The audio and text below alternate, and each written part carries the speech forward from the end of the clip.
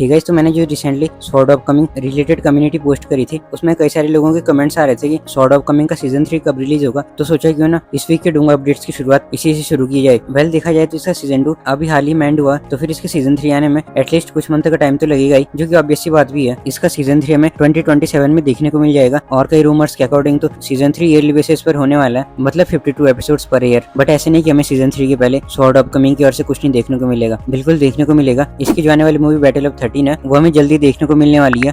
ये तो थी sword of coming related information. अब देख लेते इस वीक हमें और क्या क्या डोंगा अपडेट्स देखने को मिली है। इसमें जो पहली अपडेट है वो ये है कि 22 जून को टेंसेंट एनिमेशन डे होने वाला है, जिसमें होगा क्या कि टेंसेंट एनिमेशन की ओर से जो भी अपकमिंग डोंगा होंगे उनके बारे में रिवील किया जाएगा। अब मैं इस बात को लेकर श्योर तो नहीं हूँ कि हमें सिर्फ उन डोंगा के बारे में बताया जाएगा जो 2026 में रिलीज होंगे, या फिर उनके साथ साथ 2027 में जो भी डोंगा रिलीज होने वाले उनके बारे में भी बताया जाएगा। एनीवेज, देखते क्या होता है। अगर इस लिस्ट में वर्ल्ड ऑफ इमॉर्टल्स और आइलैंड ऑफ सिलियम डोंगा का नाम होगा फिर तो मजा ही आ जाना। देखते 22 जून को टेंसेंट एनिमेशन की ओर से क्या क्या डोंगा देखने को मिलने वाले।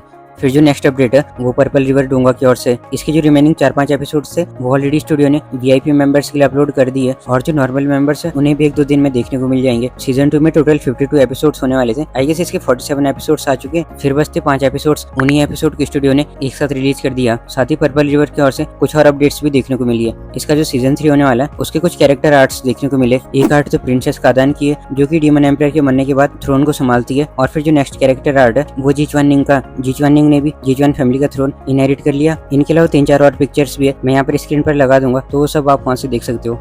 फिर आ जाते हैं नेक्स्ट अपडेट की ओर, जो कि थ्रोन ऑफ सील की ओर से। हमें लॉन्ग ऑर्चर्ड एंड सायर की आगे वाली जर्नी को रिवील कर दिया गया, जिसमें होता क्या है कि लॉन्ग ऑर्चर्ड एंड सायर उस स्पिरिट स्टोन की गाइडेंस से हवी को ढूंढने की जर्नी कंटिन्यू रखते हैं। बट जब वो अपनी इस जर्नी को कंटिन्यू कर रहे होते हैं तो फिर बीच में उन्हें रेन स्टॉर्म को फेस करना पड़ता, जो कि उनके लिए काफी फेमिलियर से था। उस रेन से लॉन्ग ऑर्चर्ड एंड सायर के माइंड में पास्ट मेमोरीज फ्लोट होने लगती है। वो वहीं पर इस रेन को एंजॉय करने के लिए कुछ टाइम तक के लिए रुक जाते हैं। मतलब देखा जाए तो ये वाला वॉल्यूम पूरा मेमोरीज पर बेस्ड था।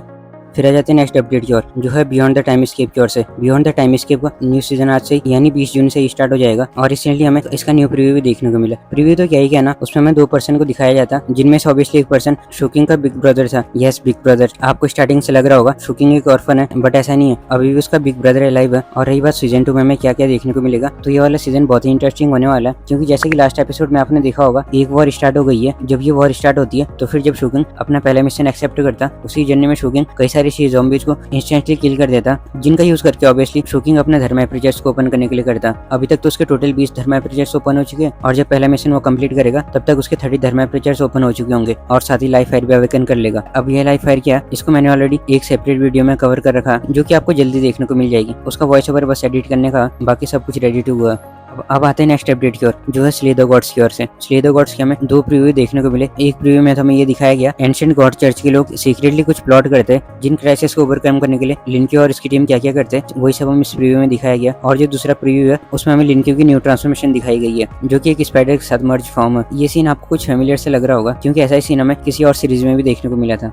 फिर आ जाते हैं इस लिस्ट के लास्ट डोंगा के अपडेट पर, जो कि इक्लिप्स ऑफ इल्यूजन रिलेटेड। अभी तक आपने इसके 2 स्पेशल एपिसोड्स देख लिए होंगे, जो कि बहुत ही शानदार थे। उन 2 एपिसोड्स को देखकर आपके मन में कुछ क्वेश्चंस जरूर आ रहे होंगे, जैसे कि सीजन 1 के एंड में तो हमें कुछ और ही देखने को मिला, और इन 2 एपिसोड्स में कुछ और ही देखने को मिला। वेल, जो ये स्पेशल एपिसोड्स है ये हमें इक्लिप्स ऑफ इल्यूजन के पास्ट स्टोरी को बताती है, कैसे डीमन क्लैन के लोग लुमिनारा क्लैन के लोगों का यूज करके कुछ और ही प्लॉटिंग कर रहे होते हैं, और फिर कैसे चियानिंग अपने क्लैन के लोगों को फ्री करती है। यही सब हमें उस एपिसोड में दिखाया गया। इन 2 एपिसोड्स को देखकर सीजन 1 के काफी लूप होल्स क्लियर हो जाते हैं, जैसे कि यून वांगशु कैसे गॉडेस बनी और क्या उसकी पास्ट वाली स्टोरी थी। ये सब हमें इन 2 एपिसोड्स में देखने को मिला। और जो बचे हुए नेक्स्ट 4 एपिसोड्स है उनमें भी हमें यही देखने को मिलेगा, कैसे यून वांगशु स्वॉर्ड को बिल्ड करती है और इस फाइनल एनिमी को मारती है, जिसके बाद इसका सीजन 2 भी स्टार्ट हो जाएगा। और जो सीजन 2 होगा उसकी स्टोरी लाइन कहीं ना कहीं सीजन 1 के बाद ही स्टार्ट होगी।